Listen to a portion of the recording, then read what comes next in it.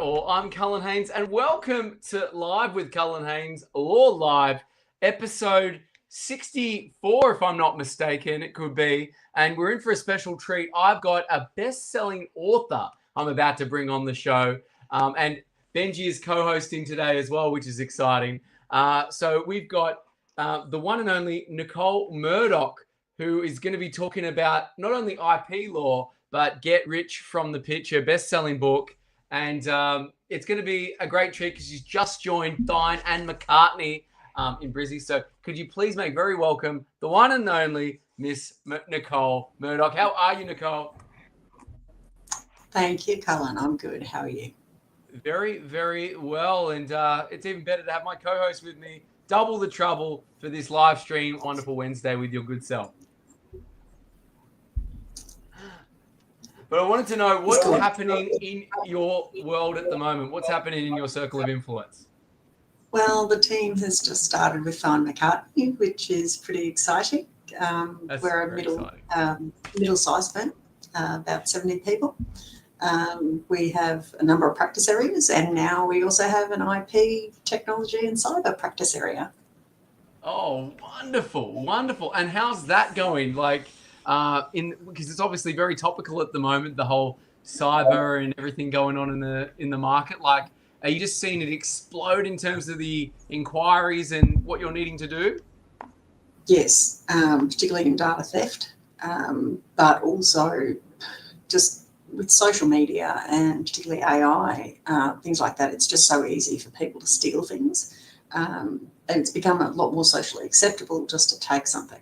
And they don't realise the impact of that. We also see quite an effect from influencers because people want to emulate them. And they don't realise that emulating others by copying them is sometimes an infringement. So they just take the love a little bit too far and they run into trouble. I see. Okay, so there's a lot of pretenders out there trying to mirror and copy. Yeah, it's, the industry has changed, that everyone's got a side gig now, and everyone wants to be an influencer. Oh, not everyone wants to be an influencer, but there's a lot of influencers out there. So you see a lot of people in side gigs that are basically trying to make money on the side. And what they'll do is they'll find someone they want to be like and they'll copy them. And it just goes too far. Yeah, it's I've noticed a lot of that, especially on the TikTok as well. Like Harry Dell, my good friend, who's the crypto lawyer. He's now got TikTok accounts that try and emulate him and exactly the same name and everything like that, and they build the followers and they basically copy all the same content and post it. And it's quite scary because it's not, and they reach out to you with messages as well.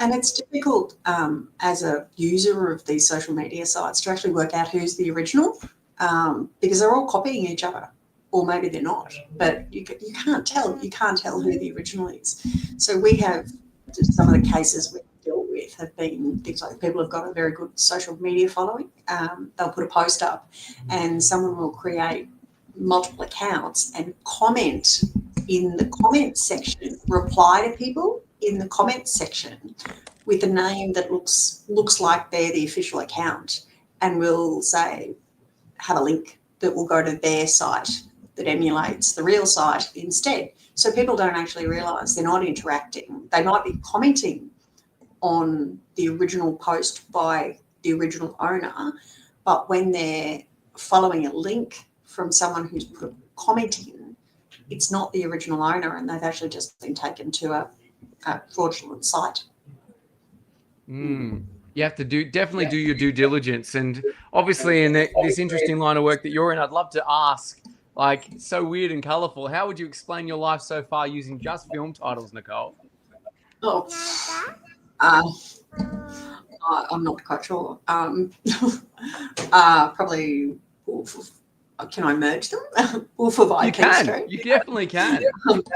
We're going to take down the infringers one at a time. Terminator will be back with a injunction. I'll be back. I think that's good. Catch Me If You Can. I loved Catch Me If You Can. But it's kind of a bit of cat and mouse game. We actually play with data theft. We deal with data theft as well. it's a bit of a cat and mouse game in that they think they're smart. They think that they haven't left any footprints behind. And to be frank, some of them won't have, but we don't know about those people because they've got away with it. It's the ones that have left footprints and have left tips that we find. And a lot of people are very surprised to see the level of evidence we can get off them, or get off the electronics to prove what they've been up to. Interesting. Well, I'd love to go back to the start and what actually sparked your interest in this line of law, because I know in your book you talk about previously being an engineer and an inventor, so I'd love to know. My background's a bit different. I grew up in the sticks in Townsville, in the dirt. We were lucky because we had shoes, but my friends at school didn't necessarily have shoes. But I grew up in a backyard shed tinkering with vintage cars, helping my dad out. So I'd always sort of loved that engineering side of things. So it seemed quite logical to do that after high school.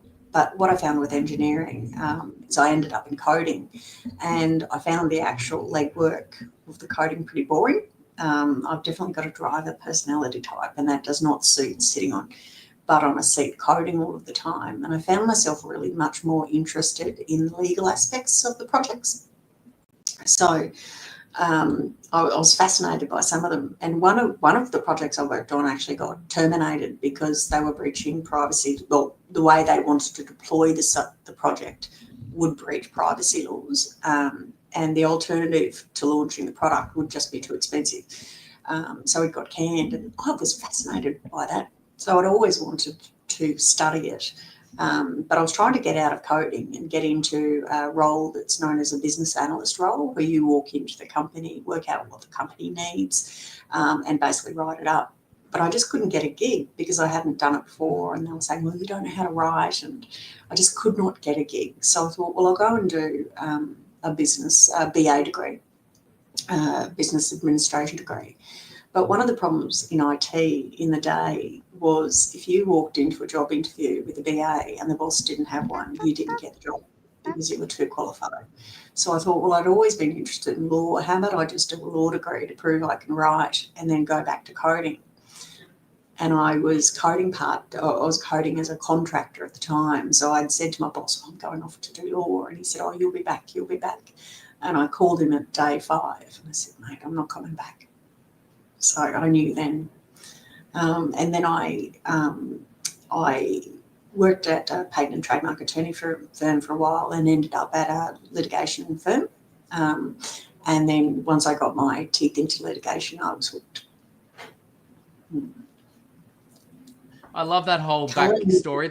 You're the first guest of ours that's actually gone from the engineering coding world into law. So I think it's such a unique and diverse and wonderful background. Yeah, there's actually quite a few that go the other way. So, yeah, I've met quite a few go the other way. I can't imagine how they do that. And I can't imagine being in IT now. It's completely changed the way you create things and code things now. There's a revolution has occurred in creating IT products, much in the way AI is going to affect law. But, yeah, I can't imagine going back now. No, it'd be a different world, I'm sure, in all aspects. But I'd love to maybe take a sidestep and ask, you obviously wrote a book, and not many people can say they've done that either. Get Rich from the Pitch. Why did you start writing this? What's it about? And what problem were you hoping to solve for the people who read this book? And I think it's an absolute fantastic one. Thank you. I'd always wanted to. I'd always wanted just to get the steps down. What I find in my industry is people have just got no clue how to protect themselves. And the thing about inventors is they've got a certain personality type, so they're very trusting. So they'll often walk into a situation such as they've made something in their spare time. They'll walk into their boss and say, "Oh, look what I've created. Do you want to use it?" And they don't realise that by doing that, they're pretty much giving the invention to their boss, or at least exposing themselves to the boss taking it. Or they'll walk in, they'll have a great idea for another company, and they'll walk in and do a pitch, thinking that the company will be honest and go into business with them or take them along the ride. And genuinely, what that company is thinking is, "That's a great idea. Thanks for letting us know, bye. So I got sick of answering the question of, well, I've got this invention or I've got this idea. What do I do with it? What do I do now? And I also just deal with a lot of matters where somebody has pitched an idea and someone's stolen it. They haven't protected themselves in the way to pitch it before walking into that boardroom to pitch it. So I basically wanted to give people a heads up, and I do that in the book. Oh, that's fantastic. So has the demographic changed who you wrote this book for? Has it expanded since you wrote it? So anyone tuning in, obviously this is live. We're talking to Nicole live. So I've got the comments open so you can put some questions in real time, LinkedIn, YouTube, Facebook. But yeah, I'd love to know, is it still the same demographic you wrote this for, Nicole? Well, no, I thought I was writing for pure startups who knew very little. But what I've discovered from just getting from feedback from the book is really successful people who already you would think that they just don't need the book, but they've read it and they say, oh, I've actually learned something. I didn't know it worked That's like amazing. that, but that makes sense because, it's allowed them to put the puzzle pieces in place and given them some tips for overseas protection. One thing that's really unique about Australia is our laws, our IP laws are generally different to about 90% of the rest of the world. So the way you think you would be protected in Australia, we always think we'll get the same protections overseas, but in a lot of cases you don't. So I try and cover, it's difficult to write for the whole of the world, but I try and cover off some of the bases and sort of say, watch out for this, watch out for that when you're trading overseas in the book. Amazing. Well, I will note it is quite thick. It's 276 pages. So it is quite a tome, I must admit. It's got replete with some great nuggets in here. So highly recommend it. Get it on Amazon, guys. $21 and change. It'll come straight through you. Get the Kindle as well. So be sure to support Nicole and obviously. Cullen, you've just gone on mute.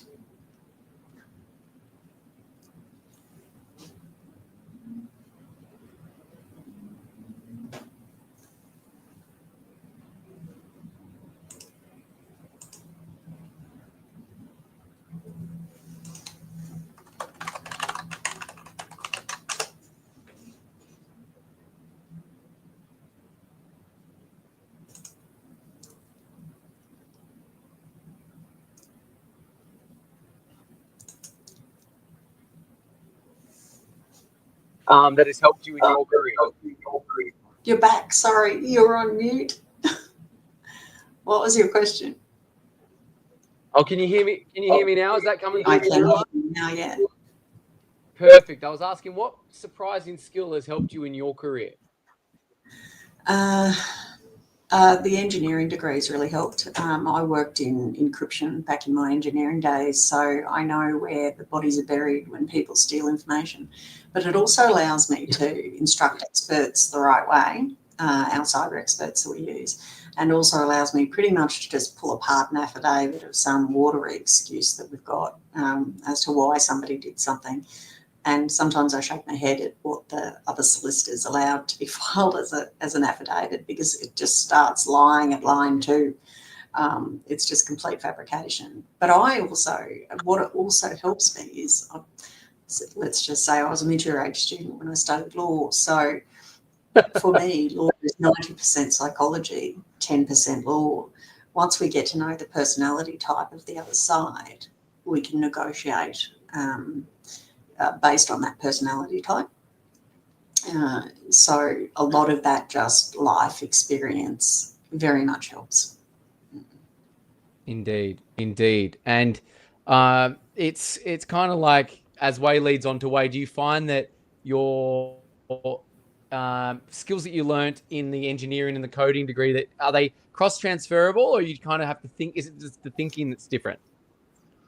It's definitely a different way of thinking. I tend to find that if you use the analogy of playing chess with engineering, you're going 20 moves ahead. With law, it's, let's just say you probably think 3 or 4 steps ahead, but that will then open up a whole different range of where it's going. So it becomes, shall we say, more complex, and there's different moves at the end of the day that you can play, but it's less complex at the start, shall we say, and then it becomes more and more complex. But what really shocked me about law is just how detailed we get in these cases. One case, we had probably a 4-hour discussion with the court over what the difference was between a initialisation and an acronym. Yeah, it's literally, we were sitting quite heady stuff. Oh my goodness. Relevant in any way. Not relevant in any way to the case, but they were discussing it. And it went on for 4 hours. And if you know how court runs, you don't run 8 hours a day in a courtroom. You've probably got about 6 hours. So it was the majority of the day was the discussion over whether it was an initialisation or not. Yeah. Sounds like you can get into the weeds with some of the way that it thinks. That's pretty incredible. 4 hours, my goodness. Yeah. But then, you try and explain to the clients, why is it costing so much? Well, because the barristers decided to discuss this. So is that relevant? No, it's not. Not at all. So, but it is what it is, No, it makes sense. Well, given such vexing topics and long days, how do you unwind after a particularly tough day in court, and what you do there, Nick? This was probably one of the big signs that I should have got out of IT, is that when I come home, I don't want to see a computer. In IT, they're true IT lovers. They will come home and they will code their projects at home at night. I just want to shut off technology. So I try and stay off social media at night, or view it less. I try not to check my emails.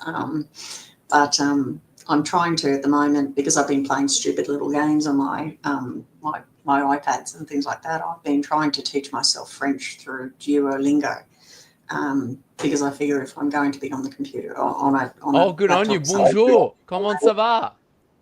Oh, not up to those words. So, no, I've actually quite liked it. It's a bit of a challenge, to be honest, but I definitely need a book on grammar.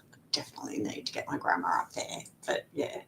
No, I just basically at night I just try and switch off, because otherwise I'd be thinking about work all day, all night. Yeah, of course. Well, I love Duolingo. I think I'm up to, 400 days or something on Japanese. So any other Japanese speakers out there, love it. And Japanese is one of the hardest ones. I think it's a different you'd like this in obviously coding. It's a different language you have to learn, like visually as well. What I love about Japanese and Chinese and anything that doesn't use, I guess, the normal Cyrillic or English alphabet is you're actually having to learn a whole different alphabet, which is quite exciting. And the kanji character. So you're right. I find switching off at the end of the day doing that is quite relaxing and cathartic as well, because it kind of gets you out of work. Yeah. It's one of the problems I've got with French is I look at that and I try and say it as I would pronounce it in English, and I go, hang on, no, it's got to be said in French. So, no, you got to have the French. You can't just say "qu'est-ce que c'est, s'il vous plaît" in the Australian accent. You got to have that whole finesse, right? It's even better when you go to. I don't know if you've been to Paris or not, or France, there, Nicole. But if you have, you probably understand that when you try and speak French, they just speak English back to you. I know. You go, because they bonjour, comment ça va? Hello, yes. Yeah. They want to practice their French, and they want to practice their English. You want to practice your French. I considered doing one of those immersion courses where you go over and you live for 2 weeks or 6 weeks, whatever it is, in the French learning homes, basically. And apparently they've got circles or 2 blocks around. They've made deals with the local traders where they will only speak French. So you wear a little badge. So if you walk into a store, they won't speak English to you. So it kind of forces you to learn it. Well, that's immersion. It's the immersion technique. It's meant to be brilliant. But, I mean, who's got 6 weeks to take off and go away to France?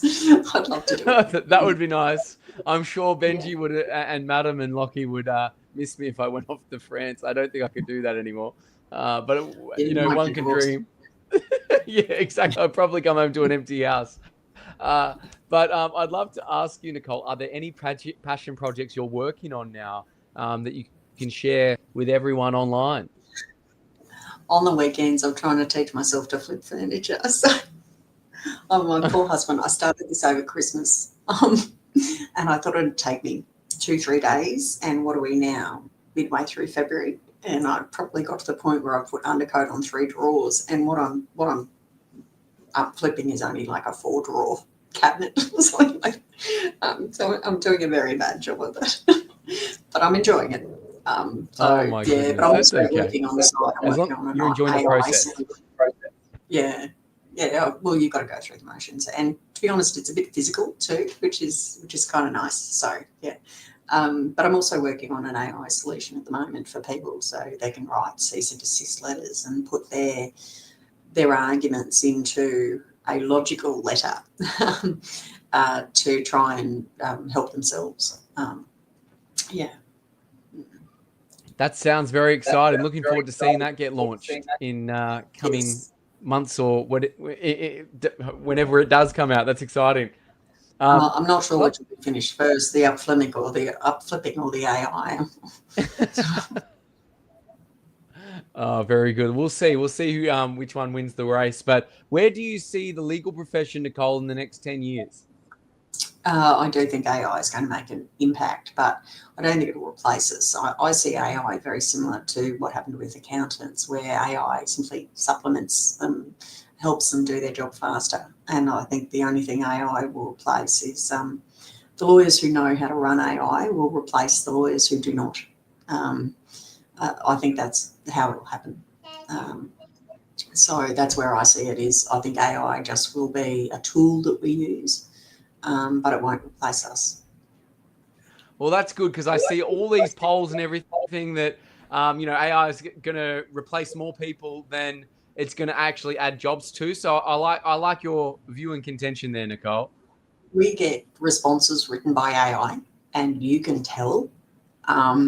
And one of the AI is not a legal advisor.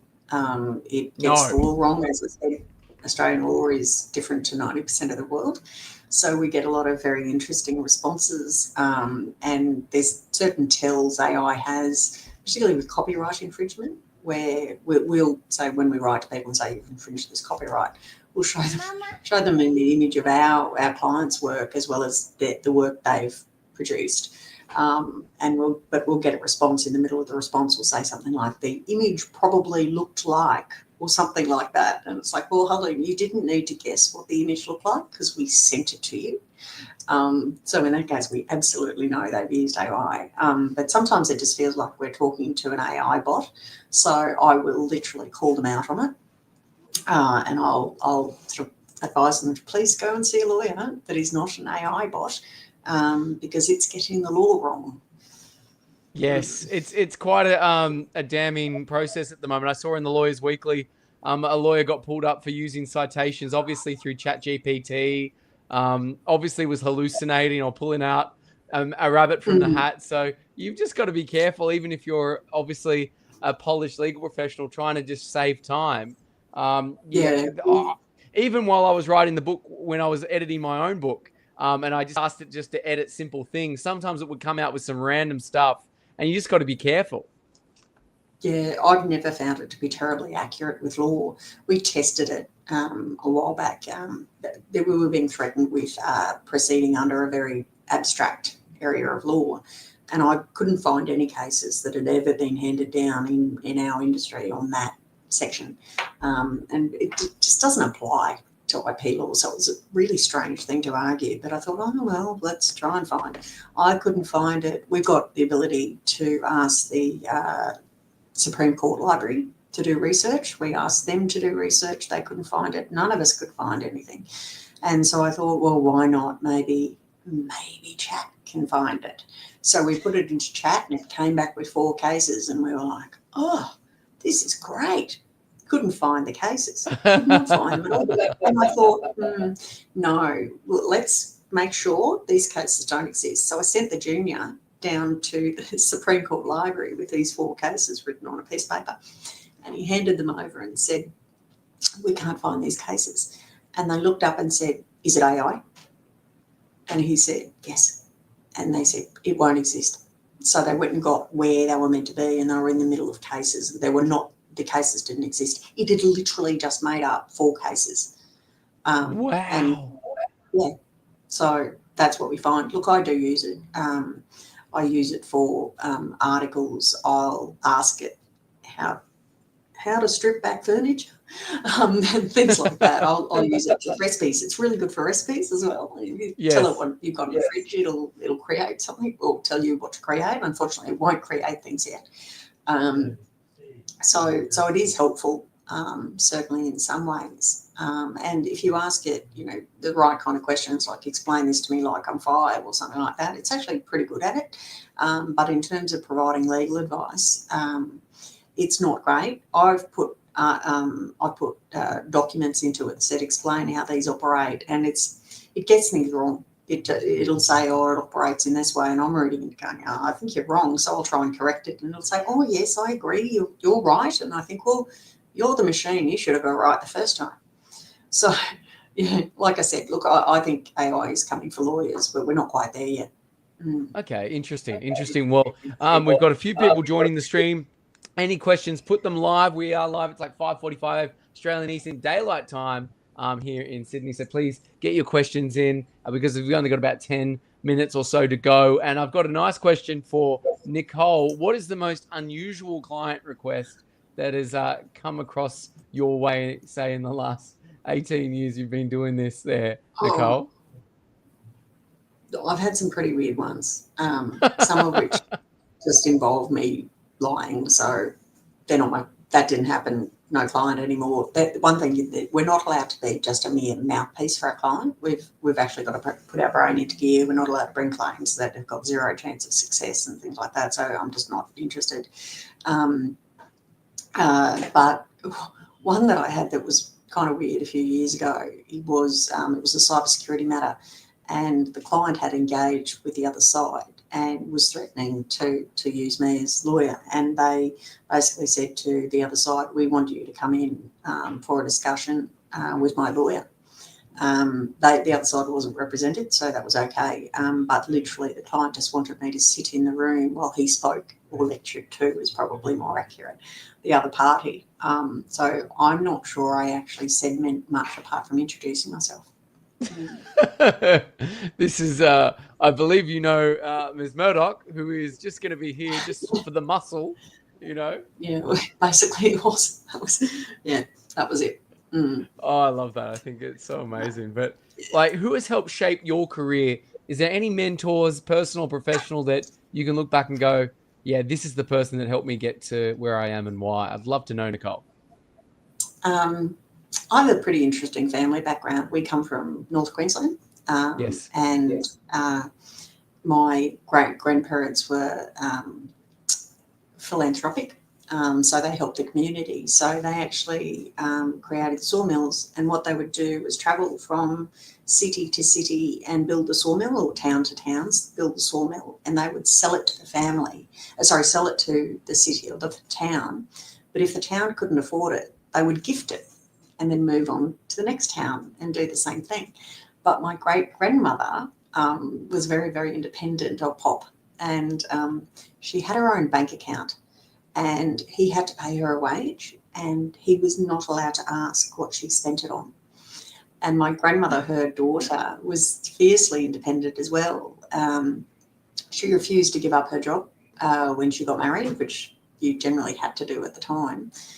She was actually the secretary under the treasurer under Menzies, and Granddad would always try and tell her how to vote, and she'd just turn around and say, "It's not your business." This is how I vote. So yeah, I come from, and my mother was a trailblazer as well. I come from a very strong line of very independent women who won't be held back simply because they're women, and don't think that that's an excuse, that they don't think gender is an excuse to not get ahead in life and do what they want. So, Trailblazers and strong-willed people in your family, Nicole. Amazing. Yes. I'm not surprised. But that being said, maybe it links in, or maybe it's a nice change of segue. Like, what would you like to see change in the world of law, in your opinion? I've come into it as a mature age student, or mature age graduate, so just bear that in mind. One thing that really struck me about the industry was how they treat their juniors. Yes. Now, maybe IT is a bit different because it's a very flat structure. So if you think the boss who's 5 levels above you is wrong, you'll literally just say, yeah, no, I don't think you're right. I think you're wrong, and this is why. And there's no problems with saying that. It's expected. Law, not so much. In law, juniors are very much expected to be at the bottom feet, shall we say, of the partner, do their begging. And I think juniors are very much exploited and very much poorly treated. And there's not really much, apart from fair work, there's not really many places they can go. But there's a bit of a problem that if they do go to fair work, they might not be perceived as a team player and may have difficulty getting jobs. But you see during some of the Royal Commissions, some of the juniors were working 23 hours a day, 7 days a week. That's just not okay. It's just not. Like, we need to look at how they're treated. But generally in law, there's a huge level of stress. And one of the issues is that it's a butt-on-seat style income. So there's a lot of pressure for juniors to get their hours up and continue working. And I think we need to serve clients better. We need to build them in a way. We need to build them in a way where it's not dependent on just how much work we do and how long it's taken us. So I think we need to find a better way to serve clients. Very well said. Very well said. And given like that dynamic between the older generation and the juniors, what's a lesson or lessons you'd like the younger generation or young professionals watching this, starting their career to know? I'd love to get your thoughts on that as well. Well, one piece of advice for juniors is you've got a decision to make. You can decide to be the kind of partner where people are terrified to walk through your door, they're terrified to speak to you, and they're scared of you. Or you can be the kind of partner where the door's always open, no matter what has gone wrong, someone's going to be honest with you, and you work with them to overcome problems, you mentor junior staff, and you care for their well-being. You've got a decision to make, and you need to choose wisely, because if you start off with a heavy hand and you're a dictator, it's very difficult to make people like you later in life. You've got one chance to make a good impression. Be nice to people on the way up, because you'll be seeing them on the way down. One person once told me back in the day. Very true. Yeah, and I think a lot of partners just think they can strip people down, strip them of their ego, and then try and build them up in their own image. But we're human beings. It doesn't work like that. No. We've all got different backgrounds. We're all special in our own little way. And you can't make people be like you. And maybe people shouldn't be like that. Maybe they should just be themselves and service clients in the way they want to.